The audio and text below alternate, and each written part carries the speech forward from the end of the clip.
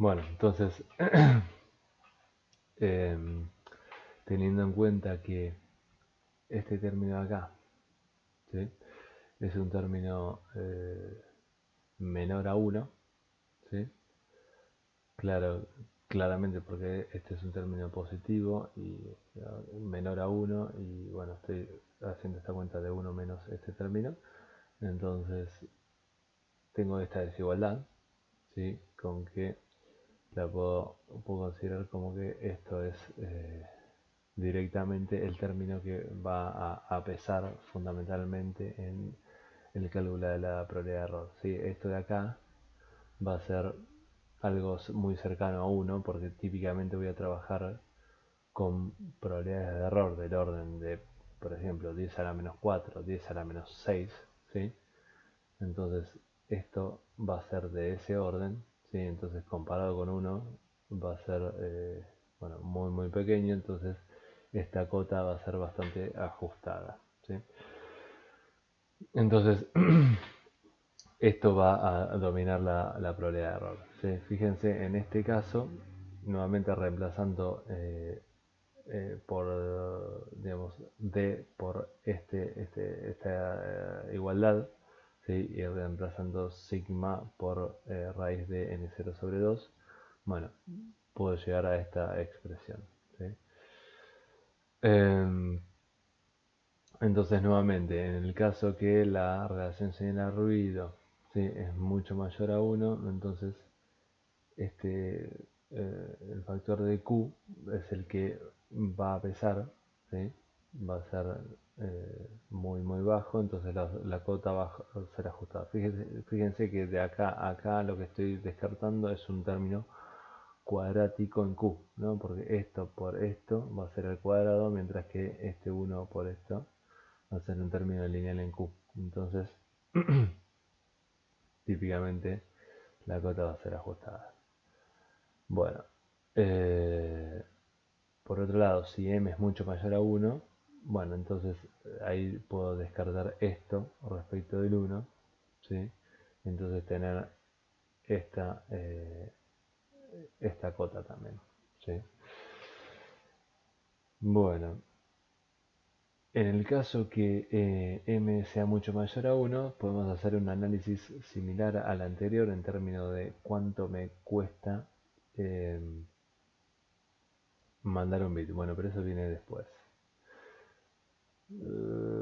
Entonces, en caso de que m mayor a 1, lo que estoy haciendo acá es descartando este 1, ¿sí? Y descartando esto de acá.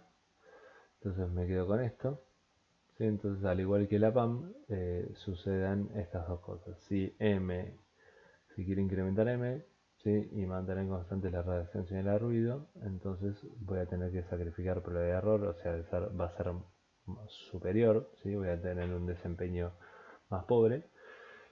Y por otro lado, si quiero aumentar m, o sea, transmitir más, aumentar la tasa de transmisión del sistema de comunicaciones y mantener constante la probabilidad de error, bueno, voy a tener que incrementar la potencia transmitida, ¿sí? Entonces, ahora nuevamente con esta fórmula podemos decir cuánto nos cuesta un bit más, ¿sí? Entonces, nuevamente queremos duplicar el orden de la constelación, ¿sí? M' es 2m. Entonces, bueno, tenemos que hacer esta cuenta, ¿no? 3 log 2 de m' dividido m' por la nueva relación señal a ruido, ¿sí? Reemplazamos por lo que vale en función de m, ¿sí? Nos queda esto de acá. Y entonces ahora fíjense, comparado con esto contra esto, ¿sí? Entonces necesitamos que la nueva relación señal a ruido sea 2 veces a la anterior, ¿sí? O sea que nos cuesta 3 dB extra, ¿sí? Por cada bit que quiero transmitir adicional, ¿sí? Entonces, QAM es mucho más eficiente en potencia que PAM y que PSK, ¿sí? Esto lo vamos a ver más adelante, pero Eh, Antes en PAM necesitaba 6 dB más de potencia en el transmisor, ¿sí? Por cada bit extra. Ahora necesito la mitad, la necesito 3, ¿sí? Y acuérdense, o sea, uno por ahí en escala logarítmica en términos de dB dice, bueno, 3 dB, ¿qué es 3 dB? Pero 3 dB es básicamente duplicar la potencia. Si me ahorro 3 dB, me estoy ahorrando bueno, el doble de la energía o el doble de la potencia transmitida, ¿sí? Entonces, algo que vale, no sé, 20.000 pesos por mes, por decir algo, eh, lo pagaría a la mitad, ¿sí? Claramente es algo, bueno, es un cambio notorio. Bueno, eh, entonces, en MPCK y en MFCK, en ambos casos, no existe una expresión cerrada para la probabilidad de error, ¿sí? Eh, lo pueden ver en el ProAquis, ¿sí? Cuáles son las expresiones en función de las integrales, ¿sí?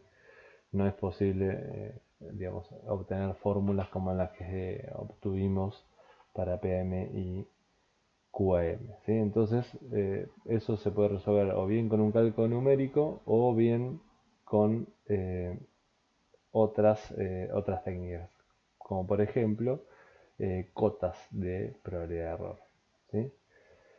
Entonces, el hecho de no disponer de fórmulas cerradas y querer hacer un análisis cuantitativo y cualitativo del desempeño de estas modulaciones, bueno, eso motiva el cálculo de cotas de probabilidad de error, ¿sí?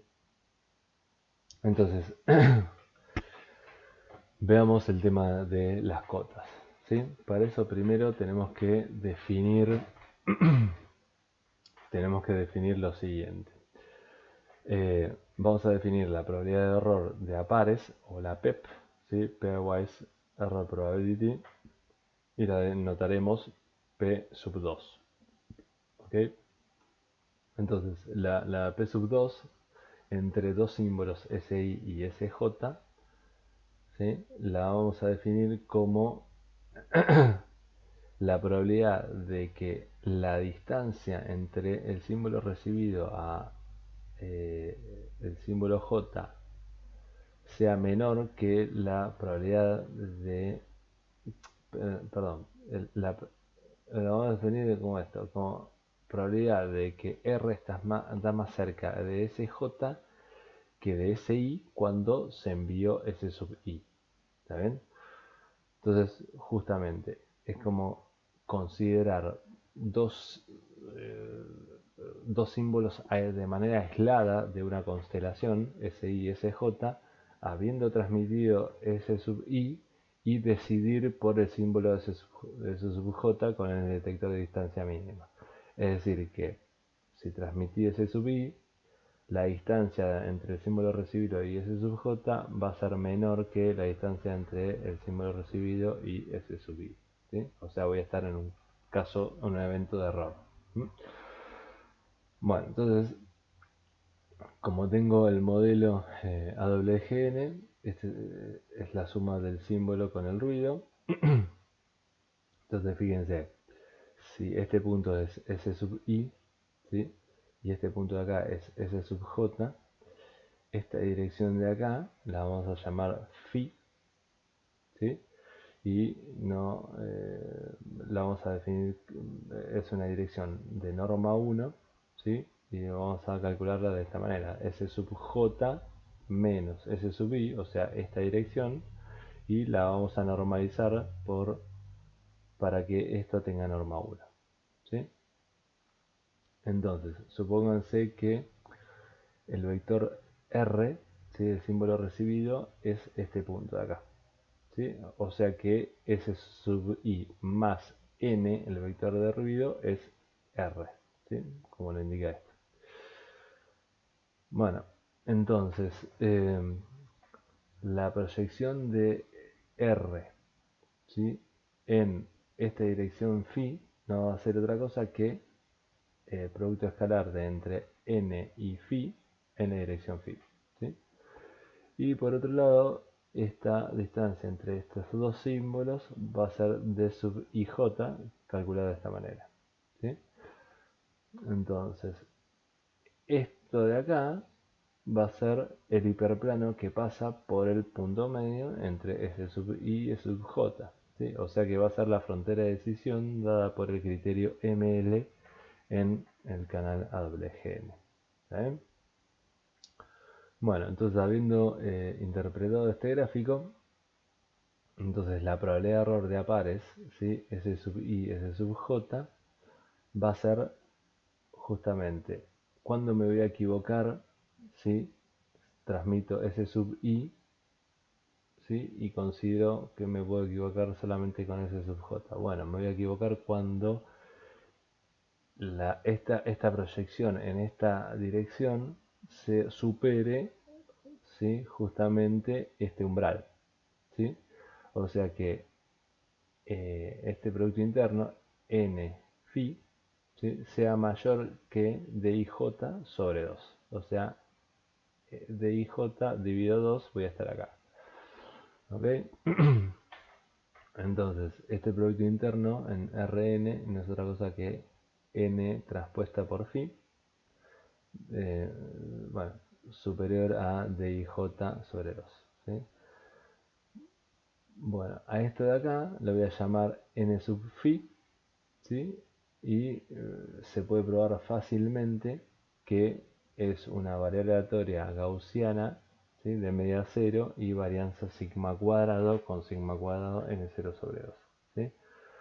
Bueno, que es gaussiano, eso es claro, ¿sí? Porque esto es gaussiano y este es un vector cualquiera, entonces, ¿sí? Por definición de eh, variable aleatoria gaussiana multidimensional, ¿sí?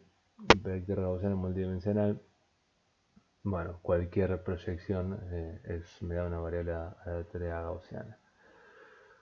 Bueno, y además se puede verificar que la media es 0, ¿sí? Y la varianza, ¿sí? Es sigma cuadrado, ¿sí? Bueno, haciendo este cálculo, entonces, fíjense, esto nos da que la proyección nos da algo, un resultado que ya sabíamos, ¿no? Que la proyección de el vector n, ¿sí? En cualquier dirección del espacio, ¿sí? Tiene la misma varianza, ¿sí? Y esa varianza es sigma cuadrado o n0 sobre 2. ¿Sí? Bueno, por eso es un ruido blanco. ¿Sí? Bueno, entonces tenemos, sigamos con esta cuenta, o sea, probabilidad de n phi mayor que dij sobre 2. Entonces, nuevamente el nuevo truco, en el mismo truco, divido por sigma a ambos miembros de manera de estandarizar esta variable aleatoria y convertirla en una normal 0,1 y por lo tanto esta probabilidad va a ser la probabilidad de la cola de la normal 0,1, o sea que va a ser Q en dij sobre 2 sigma. ¿Sí? Y vamos a utilizar que justamente dmin es menor o igual que dij, justamente porque es la distancia mínima, es menor a cualquier distancia entre dos símbolos de la constelación, cualquiera de ellos sean. ¿Sí? Y esta es una cota superior porque, bueno, Q es monótona decreciente, entonces si el argumento decrece, ¿sí? A distancia mínima, entonces esta Q de ese argumento aumenta, ¿sí? Entonces claramente es una cota superior. ¿Sí? Entonces tenemos una cota superior para la probabilidad de error de a pares entre cualquier par de símbolos, ¿sí? S y S sub J. Siempre que sean distintas, ¿no? Por supuesto. Bueno, entonces tenemos el siguiente teorema, que es la cota de unión o union bound, ¿sí? No lo mencioné al principio, pero el tema de las cotas de probabilidad de error, algo tiene el ProAxis, pero me parece que está más claramente explicado en el apunte de Cioffi, ¿sí? Y bueno, y este teorema se refiere al teorema 1.4.3, ¿sí? Entonces, ese teorema considera lo siguiente, considera que si tengo un detector ML, ¿sí?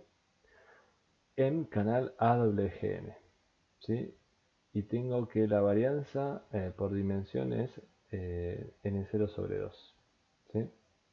Entonces, la probabilidad de error, o sea, el resultado de ese teorema me dice que la probabilidad de error está acotada por M-1 por Q de Deming sobre 2 sigma, ¿sí? La demostración es la siguiente, ¿sí?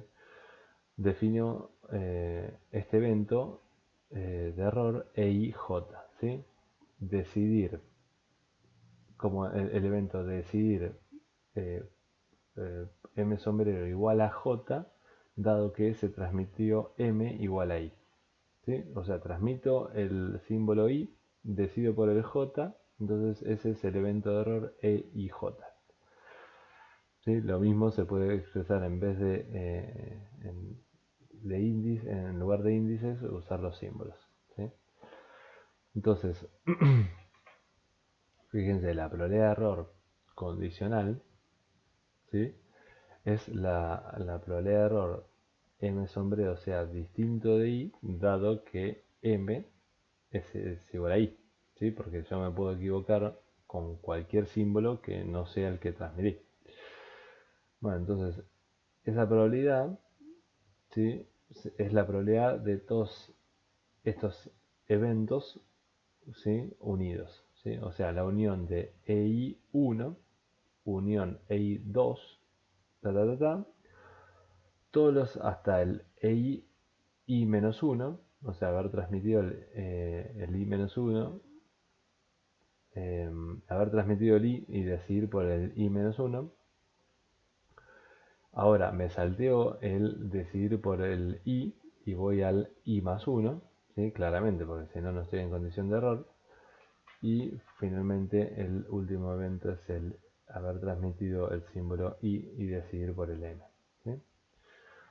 Bueno, entonces todos estos eventos, ¿sí? Son eventos disjuntos, ¿sí? Debido a que las regiones de decisión son una partición del espacio de Rn, ¿sí? Como lo habíamos visto en la clase anterior. Entonces, como son eventos disjuntos, la probabilidad de la unión, ¿sí? Es la suma de las probabilidades de cada evento, ¿sí? Entonces, estoy sumando sobre J de 1 a M y evito el evento E, I, I. O sea, tengo que descartarle J distinto de I, ¿sí? Entonces, fíjense este ejemplo en donde tengo este símbolo S sub I, acá tengo el S sub J, acá tengo el S sub K, ¿sí? Y por último el S sub M. Entonces, fíjense, la probabilidad de error de apares, ¿sí? Va a ser la siguiente. La error de apares entre S sub I y S sub K va a ser de esta dirección, la recta ortogonal que pasa por el punto medio, ¿sí? Y va a ser todo esto de acá, ¿sí? O sea, todo este semiplano, ¿sí? Para este lado. Bueno, por otro lado, la probabilidad de error de apares entre S sub I y S sub J va a estar dada por esta frontera de decisión integrada en esta parte, ¿sí? Este rayado de acá, el P2SI-SJ, ¿sí? Bueno, por otro lado, la probabilidad del evento EIK, ¿sí? Voy a tener que integrar solamente los que están en verde, ¿sí? Fíjense, es la probabilidad de este evento. Y la probabilidad de error de E y J sería solamente este caso. ¿Sí? Eso nos va a servir para luego hacer consideraciones sobre la probabilidad de error de Apare, ¿sí? Entonces, fíjense que la probabilidad de error de E y J, ¿sí? E y J, habíamos dicho que es esto en rojo, ¿sí? Va a estar acotada por la probabilidad de error de Apares entre S sub I y S sub J. Sí, claramente, porque tú vas a estar integrando en un espacio mayor una probabilidad positiva, entonces, bueno, se va a dar esta desigualdad. Y además tengo que esta probabilidad de error de Apares está acotada por Q de D, Q en D de min sobre 2 sigma. ¿Sí? Bueno, entonces, fíjense, probabilidad de error condicional, ¿sí? A haber transmitido el símbolo I. ¿Sí? Tengo esta suma en J distinto de I. Entonces, esta suma, ¿sí? En J distinto de I es menor o igual que si acoto cada uno de estos términos por Q de D sobre 2 sigma, entonces me va a quedar ¿cuántos elementos? M menos 1 por Q de D min sobre 2 sigma. ¿Sí?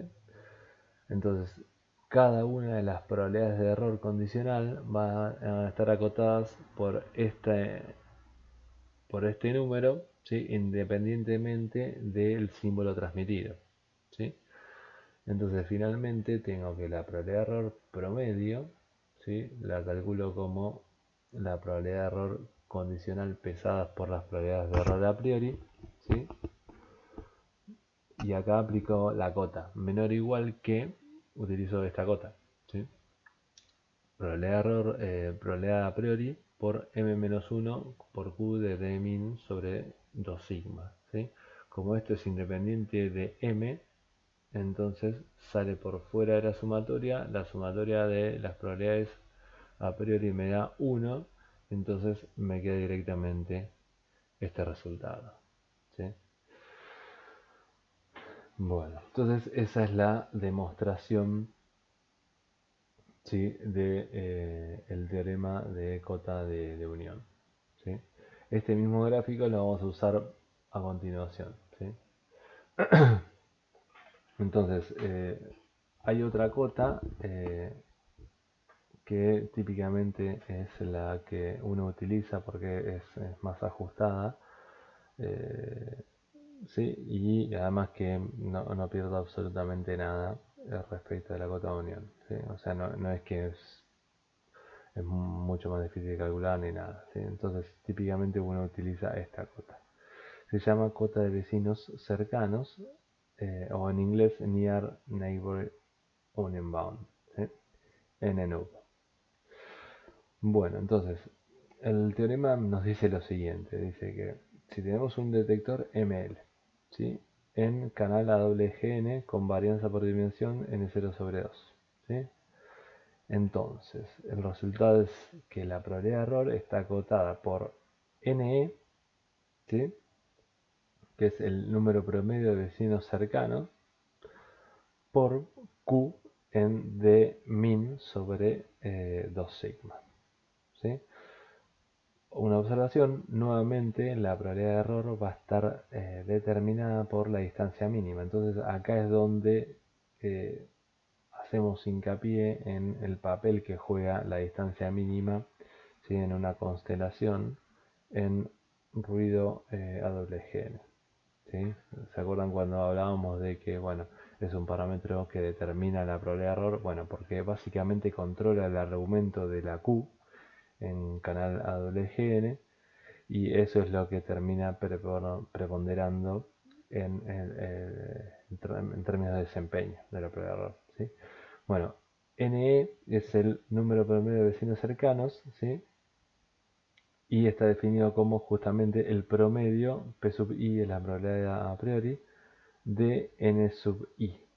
¿Sí? N sub i lo definimos así: la cantidad de símbolos que comparten una frontera de decisión con S o con vecinos de S. ¿Sí? O sea, si tengo un símbolo en cuestión, cuento la cantidad de fronteras y eso es n sub i. ¿Sí? Después los promedio en función de las probabilidades a priori y ese me da el n sub e. ¿Sí?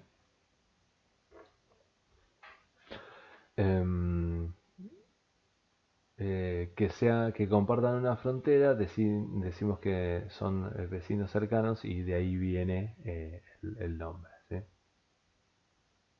Entonces, como observación, lo que les comentaba antes, la cota NNU suele ser más ajustada que la Union Bound. A veces son la misma, pero son casos muy particulares. ¿Sí?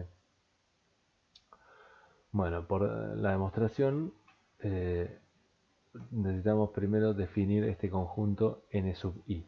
¿Sí? Utilizo la caligráfica n para definir el conjunto, ¿sí? de vecinos.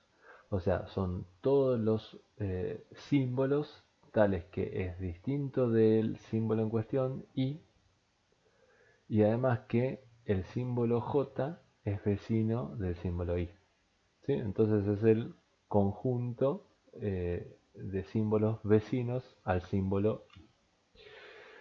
Bueno, y después ni, ¿sí?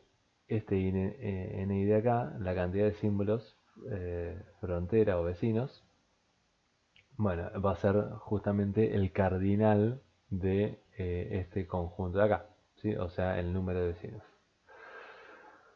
Bueno,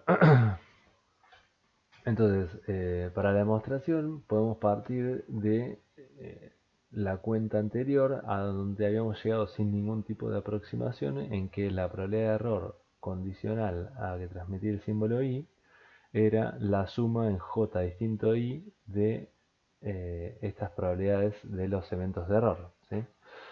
Entonces, fíjense que acá vamos a hacer esta acotación, ¿sí? Y la vamos a justificar con el dibujo anterior.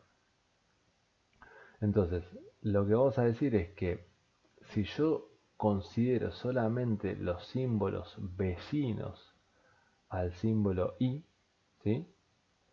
Que es el símbolo transmitido, entonces voy a poder, si sumo esas probabilidades de errores de a pares, entonces eso va a ser una cota de la sumatoria de de toda la probabilidad de error, ¿sí? Condicional. ¿Por qué lo podemos justificar eso? Vamos a ver si lo podemos explicar acá. Bueno, entonces transmito el símbolo S sub i. Entonces yo tendría que calcular, por ejemplo, si tengo estos otros símbolos, ¿sí? Tendría que calcular la probabilidad, o sea, la suma de las probabilidades con j distinto i sería sumar en todo el área que no sea este símbolo, esta región adjudicada a el símbolo S sub i. ¿Sí? O sea que tendría que sumar en la región J, ¿sí? Esta de acá, en la región K, esta de acá, y en la región M, esta de acá. ¿Sí? Ahora fíjense que toda esa región, o sea de acá para allá, la puedo acotar por esta área, ¿sí? Y esta otra área, de acá para allá y de acá para allá. Si suma esas dos áreas, entonces voy a estar acotando, ¿sí? La suma en cuestión. ¿Sí? Fíjense que el precio a pagar es que voy a estar considerando dos veces justamente este cuadrado de acá.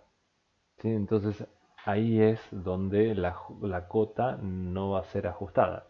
¿Sí? Eso es lo que voy a estar sumando dos veces y por eso tengo una desigualdad. ¿Sí? Tengo esta desigualdad. Bueno, entonces justificamos esta suma Y además, esta probabilidad de error de a pares la teníamos acotada por Q de dmin sobre 2 sigma. ¿Sí? Entonces es una nueva cota. Entonces, ahora esto de acá es independiente de J, entonces sale por fuera de la sumatoria, estoy sumando 1, entonces sumo el cardinal de elementos de NI, entonces eso es NI. ¿Sí? Entonces tengo que la probabilidad de error de condicional a I está acotado por esta cantidad. ¿Sí? Y fíjense que el truco acá en la cota de vecinos cercanos es considerar a es tratar de acotar toda esta suma y no cada uno de los eventos de error. ¿Sí? Entonces, al considerar toda esta suma de probabilidades de error y acotarla por esto de acá, entonces ahí es donde mejoro sustancialmente la cota. En vez de tener acá m-1, o sea, todos los símbolos, menos el que quiero detectar, tengo solamente el número de vecinos. ¿Sí?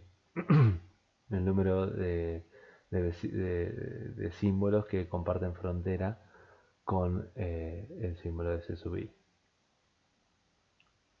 Bueno, entonces la probabilidad de error la calculo como siempre de esta manera. Entonces esto aplico la cota, ¿sí?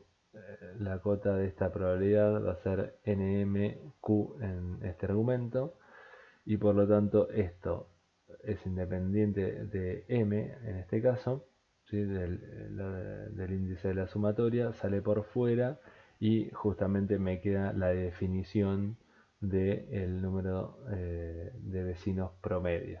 ¿Sí? Entonces, bueno, eso es lo que me termina por dar el resultado del problema. ¿Sí? Bueno, entonces lo que queríamos era poder calcular el desempeño de la PSK. Bueno, como ejemplo aplico la cota. ¿Sí? Entonces, en el caso de canal AWGN y detector ML, ¿sí? Nuevamente el criterio de decisión óptimo es el criterio de distancia mínima. Por lo tanto, voy a tener que las fronteras de decisión son estas porciones de pizza que dividen el ángulo de manera igual entre este punto y este punto. ¿Sí? Entonces, la distancia mínima la habíamos calculado de esta manera, ¿sí? Y el ángulo de cada porción de pizza es claramente 2pi sobre m, ¿no? Porque tengo m símbolos. Bueno, entonces, el número promedio de vecinos, ¿sí? Lo puedo calcular de esta manera. Entonces, en el caso que m sea igual a 2, claramente voy a tener un vecino. ¿Sí? Y en el caso que m sea mayor a 2, bueno, claramente voy a tener siempre dos vecinos como máximo, ¿no? 1 y 2, por ejemplo, si considero los vecinos de este. Y va a ser independiente de las probabilidades a priori P sub m. Entonces, NE, el número promedio, tengo que es entonces 1 si m es igual a 2 o 2 si m es mayor a 2. Bueno, entonces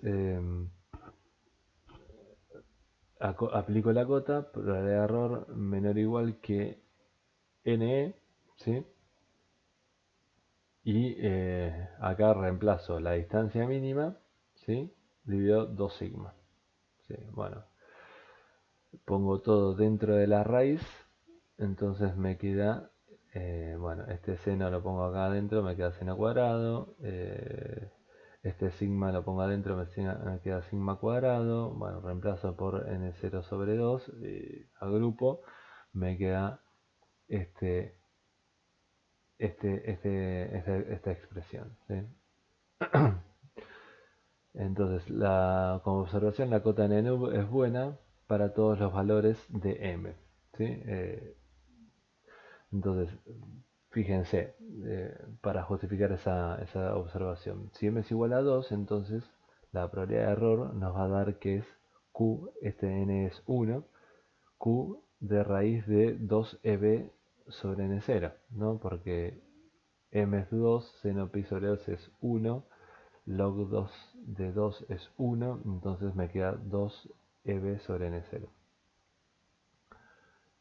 Entonces, y esta de acá es en realidad la probabilidad de error exacta, ¿sí? Fíjense de comparar esto con 2 PAM, ¿no? Porque claramente, o sea, si tengo una 2 PSK o una BPSK o una 2 PAM, la constelación es exactamente la misma, ¿sí? Entonces, la cota n nub me dice que la probabilidad de error es menor o igual que esta cantidad, pero en realidad es esa cantidad, ¿sí? Por otro lado, si m es igual a 4, bueno, hago los mismos reemplazos y me queda esto, ¿sí? Y es nuevamente la probabilidad de error exacta, ¿sí? Fíjense de comparar esto con 4QM, nuevamente una QPSK o una 4PSK tiene la misma constelación que una 4QM, ¿sí? Y bueno, para m mayores también es una cota buena, eso se puede verificar por simulación, ¿sí? Con un método de Monte Carlo bueno, que van a estar utilizando en los TPs. Bueno, nuevamente podemos hacer el análisis de cuánto me cuesta transmitir un bit más, ¿sí? Bueno, básicamente la idea es la misma que la anterior. Voy a utilizar esta aproximación, ¿no? De cuando m es grande, esto es pequeño, entonces el seno de algo pequeño lo puedo aproximar directamente por el argumento, ¿sí? Entonces hago ese reemplazo, comparo de incrementar a m', o sea, considerando el doble de los símbolos, hago esta cuenta, ¿sí? Me da que es nuevamente, bueno, la nueva SNR es 4 veces la vieja SNR, ¿sí? Entonces voy a necesitar 6 dB extra por cada bit adicional, ¿sí? Entonces es como la PAM. En ese caso, ¿sí? Uno lo puede interpretar como que la PSK de alguna manera va agregando puntos, ¿sí? Si es que incremento m, pero en siempre la misma circunferencia, ¿sí? Entonces tiene un comportamiento similar con la PAM eh, en términos de eficiencia de energía, ¿sí? Bueno, ¿cuál es la ventaja de PSK entonces? Bueno, la ventaja es que típicamente tiene envolvente constante, ¿sí?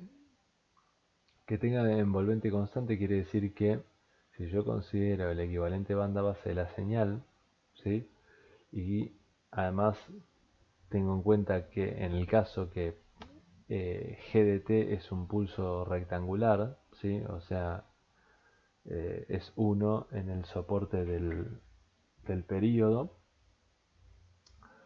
Eh, entonces, el periodo de símbolo me refiero, entonces, que tenga envolvente constante quiere decir que el módulo de esta señal analógica va a ser constante, ¿sí? Claramente por esto, ¿no? Si el equivalente banda base de la señal modulada, ¿sí? Va a ser el pulso formador por E a la J y la fase que transmite la información de la PSK, ¿sí? Esto me da directamente el módulo de GDT, pero si el módulo de GDT es constante por definición, entonces esto es constante. Eso es importante por temas prácticos, ¿sí? En cuanto a los amplificadores que uno utiliza en la práctica, ¿sí? Digamos, un buen comportamiento en amplificadores no lineales clase C, ¿sí? Un amplificador no lineal, ¿sí? Básicamente necesita que, o sea, la linealidad de la señal de entrada se va a conservar si yo, bueno, tengo potencia instantánea constante, como sería este caso, ¿sí?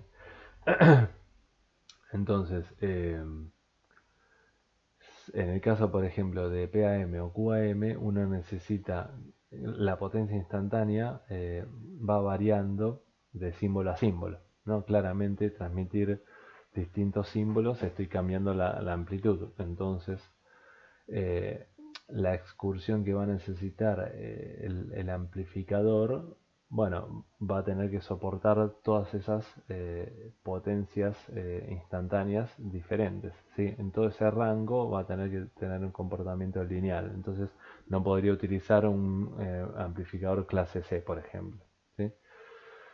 Eh, entonces eso hace la diferencia, ¿no? Porque tener amplificadores lineales quiere decir que uno está operando los amplificadores en, digamos, en zonas de operación que no son demasiado eficientes, ¿sí? En cambio, un amplificador no lineal clase C es más eficiente, ¿sí? Entonces, muchas veces por eso uno termina eligiendo PSK, por ejemplo, ¿sí? Por esta propiedad sí, de envolvente constante. Además, también si uno necesita trabajar con potencias extremadamente altas, como por ejemplo para satélites o radar, ¿sí? Bueno, no hay dispositivos de estado sólido, por lo menos por ahora, que bueno, puedan operar a semejantes potencias, por ejemplo 100 kilowatts o más, ¿sí? Entonces, en ese caso, uno tiene que requerir a amplificadores de potencia que son de, a válvula, básicamente, ¿sí? Los viejos amplificadores a válvula. Entonces, claramente, o bueno, si no lo saben, este tipo de amplificadores son amplificadores no lineales, ¿sí? Y entonces uno requiere, ¿sí? Envolvente constante, entonces necesariamente tiene que ir a modulaciones de tipo PSK. Bueno, acá tenemos una comparación entre QAM y PSK, ¿sí? Bueno, las probabilidades de error en canal de doble gene están dominadas por el argumento de la función Q, ¿no? Como ya dijimos, y ambas modulaciones son bidimensionales, o sea, n es igual a 2, ¿sí? QPSK y PSK son ambas bidimensionales. Entonces utilizan el mismo ancho de banda, ¿sí? Entonces la comparación va a ser justa teniendo en cuenta estas cuestiones, ¿sí? Entonces la relación entre el argumento de Q en QAM y en PSK, ¿sí? La definimos como R sub M, ¿sí? M porque va a depender del orden de la constelación. Y básicamente, si ustedes ven las expresiones de probabilidad de error para este caso y para este caso, entonces, bueno, pueden llegar a esta fórmula, ¿sí? Que se simplifica a esta otra, ¿sí? Entonces, esto expresa la ganancia de QAM versus PSK en términos de la relación señal-ruido, ¿sí? Entonces, digo, cuanto más grande sea este factor, mayor va a ser la ganancia de QAM respecto de PSK, ¿sí? Entonces, para m igual a 4, este cociente, ¿sí? Este cociente me da 1, un dB, ¿sí? O sea, la diferencia no es tanta. Cuando incremento m y voy a 8, entonces esa diferencia es 1.6 dB. Y para constelaciones de orden superior, bueno, la diferencia llega a ser de 10 dB. Y fíjense que esto, digamos, se traduce directamente en potencia, ¿sí? Entonces, por ejemplo, para una 64 QAM, si yo utilizara una 64 PSK y quisiera tener la misma probabilidad de error, ¿sí? en ambos sistemas, entonces en PSK debería gastar aproximadamente 10 dB más de potencia, ¿sí? O sea, 10 veces más la potencia en PSK que en QAM para tener la misma probabilidad de error. Eso es muchísimo. ¿Sí? Bueno, entonces hasta ahí con las modulaciones lineales, ¿sí? PAM, PSK y PSK y PAM, QAM y PSK. Eso es lo que quiero decir. Bueno, entonces ahora veamos el tema de MFSK. ¿Sí? Entonces, esta constelación es una constelación multidimensional, ¿sí? En el cual habíamos dicho que todos los símbolos tenían la misma energía y además tenía la propiedad de que la distancia mínima, ¿sí? Era, o la distancia entre símbolos, tomando cualquier par de símbolos, era siempre la misma y era justamente raíz de 2es. ¿Sí? Entonces, la energía por promedio por símbolo no es otra cosa que el logaritmo en base 2 de m por la energía promedio por bit, ¿no? Ya que esto es el número de bits por símbolo. Bueno, entonces consideraremos el detector ML y canal AWGN. ¿Sí? Entonces, el modelo canal va a ser este de acá, ¿sí? La suma de este símbolo más este símbolo de acá, este vector de ruido. Y el ruido es gaussiano con media nula y matriz de covarianza sigma cuadrado de la identidad. ¿Sí? Un sigma cuadrado en el 0 sobre 2. Bueno, entonces aplicamos la cota de vecinos cercanos. ¿Sí? Entonces, en ese caso, la cantidad de vecinos de cada símbolo, fíjense, como todos los símbolos están a la misma distancia, bueno, cada símbolo va a tener m-1 símbolos cercanos. ¿Sí? O sea que en este caso la cota de unión o la cota n-nub es exactamente lo mismo. ¿Sí? Entonces el número promedio de vecinos es m-1. Bueno, entonces la probabilidad de error va a estar acotada por m-1 por q de raíz, ¿sí? De 2 log 2 de m-b, ¿sí? O sea, la distancia mínima dividido 2 sigma. ¿Sí? Haciendo algunas simplificaciones, bueno, llegamos a esta, eh, a esta cantidad. ¿Sí?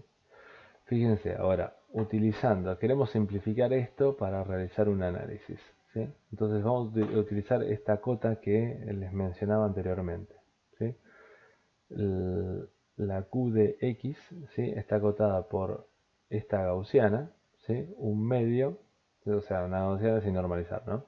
Un medio de e a la menos x cuadrado sobre 2, ¿sí? Si x es mayor a 0. Y además vamos a definir sigma b como eb sobre n0. Sigma b no, gamma b. ¿Ok? Entonces, la probabilidad de error, ¿sí? Acotada por esto, y utilizando esta cota va a ser menor o igual que un medio, dividido 2 de este un medio, ¿sí? m-1 acá en el numerador, ¿sí? La exponencial de menos un medio por el argumento de la q al cuadrado, o sea que me queda log 2 de m gamma b, ¿sí? La radiación señal de ruido. Entonces fíjense, acá acoto de vuelta. Menor o igual, digo que este m-1 sobre 2 va a ser menor o igual que m sobre 2, ¿no? Claramente, o sea, desechando este menos 1. Entonces eso es directamente 2 a la k. ¿Sí? Y este log 2 de m es directamente k. ¿sí? Entonces el resto no cambia nada. Bueno, utilizando esta, que 2 a la k es igual a e a la log en base e de 2 a la k, ¿sí? Resulta que tengo que esta cota, la exponencial de menos un medio de k, factor común de gamma b menos log 2, perdón, dos veces logaritmo en base neperiana de 2, ¿sí? Entonces, ¿para qué quería llegar a esta relación? Fíjense, en los casos anteriores las modulaciones lineales, si aumentaba m, entonces aumentaba la probabilidad de error. Fíjense qué es lo que pasa en este caso. Si aumento m, entonces m es 2 a la k. Entonces es lo mismo que k tiende a infinito, ¿no? Si m tiende a infinito, k tiende a infinito. Entonces la probabilidad de error siempre es mayor a 0, ¿no? Eso está claro. Ahora, por esta cota me dice que si este factor de acá es positivo y k tiende a infinito, entonces claramente esto va a tender a 0, ¿sí? Entonces la probabilidad de error, ¿sí?, va a tender a 0 si k tiende a infinito, si resulta que la relación señal a ruido por bit es mayor que esta cantidad, ¿sí? Bueno, en realidad con cotas mejores que esta cota utilizada acá, ¿sí? Esto es algo sencillo, rápido para mostrarles a ustedes, pero se puede hacer algo mejor. Bueno, el resultado es que eh, si, si la relación señal a ruido es mayor que esta cantidad log 2, ¿sí?, o sea, el logaritmo en base e de 2, que es menos 1,6 dB, entonces se puede lograr probabilidades de error muy pequeñas y cada vez transmitiendo más información, ¿sí? Entonces, este comportamiento es radicalmente opuesto al que tienen las modulaciones lineales, ¿no? El costo claramente es el ancho de banda, ¿sí?, o el tiempo, ¿sí? Si utilizo otro tipo de modulaciones, o sea, consigo la ortogonalidad en el tiempo y no en la frecuencia como en FTK, ¿sí? El costo es el ancho de banda o el tiempo, o sea, la dimensionalidad que necesito para transmitir la modulación ortogonal. ¿Está bien? O sea, obviamente puedo transmitir cada vez más información y eh, cada vez en un sistema más confiable, o sea, con una probabilidad de error menor, ¿sí?, manteniendo la misma relación señal a ruido por bit, ¿sí?, pero a costa de cada vez incrementar más el ancho de banda del sistema, ¿sí? Entonces, bueno, este resultado es un resultado muy importante, ¿sí? Y es considerado como, se lo conoce como el límite de Shannon, ¿sí? Menos 1,6 dB es el límite de Shannon. Me dice que ninguna modulación puede lograr probabilidad de error tan pequeña como se quiera, ¿sí?, con una comunicación confiable, ¿no? Eso quiere decir probabilidad de error tan pequeña como se quiera, si resulta que tengo que la relación señal a ruido por bit es menor que menos 1,6 dB, ¿sí? Entonces, acá graficamos la probabilidad de error de bit, ¿sí? Recuerdan que era 2 a la k menos 1 sobre 2 a la k menos 1 por la probabilidad de error, ¿sí?, que acabamos de calcular, en función de la relación señal a ruido por bit, ¿sí? Entonces, si m es igual a 2, tengo esta curva, ¿sí? Y acá, para probabilidad de error de 10 a la menos 6, necesito 13 dB, ¿sí? Si ahora incremento a m igual a 4, ¿sí?, y quiero mantener la misma probabilidad de error, entonces voy a necesitar una relación señal a ruido por bit de 11 dB, o sea, menos, o sea, 2 dB menos que antes, ¿sí?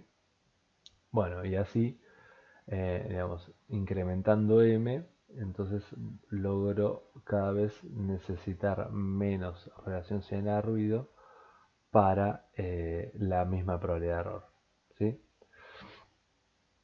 Entonces, eso explicaría este comportamiento, ¿sí?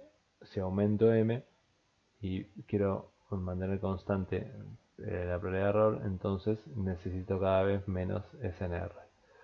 Por otro lado, en esta dirección, ¿sí? Si mantengo eh, gamma B constante, ¿sí? aumento M, aumento M y gamma B constante, entonces, bueno, eh, mejora el desempeño del sistema, ¿sí? Baja la probabilidad de error. Entonces, por eso las modulaciones ortogonales se las conoce como eficientes en potencia, ¿sí? O limitadas en potencia. ¿Sí? Si yo relajo esta condición, o sea,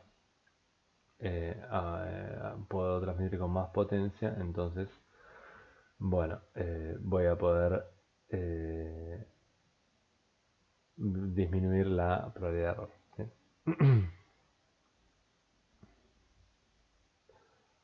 Bueno, ahora cuánto queda de esto.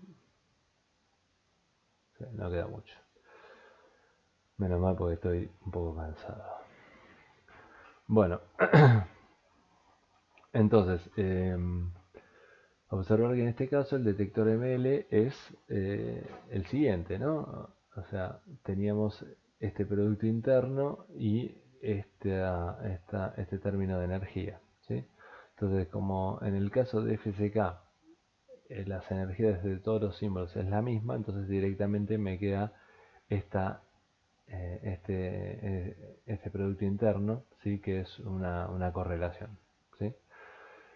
Además, recuerden que S sub m era todos ceros, salvo en el caso, en la componente del símbolo del índice que quiero transmitir, ¿sí? O sea, en el índice m, ¿sí? De una m FSK, voy a tener raíz de ES y en todo el resto de las componentes voy a tener 0. Esos son los símbolos de la FSK. Sí, entonces este producto interno directamente me queda que es RM, o sea, la componente emésima del vector recibido por raíz de S. ¿Sí? Entonces, tener esto es tener esto, ¿sí? Y tener esto es directamente tener este producto interno, ¿sí? Entonces, como en este caso tengo que la función base es Sm dividido a raíz de la energía, ¿sí? ¿No? Pues es una modulación ortogonal, entonces necesito una función base por cada elemento de la constelación, por cada señal modulada.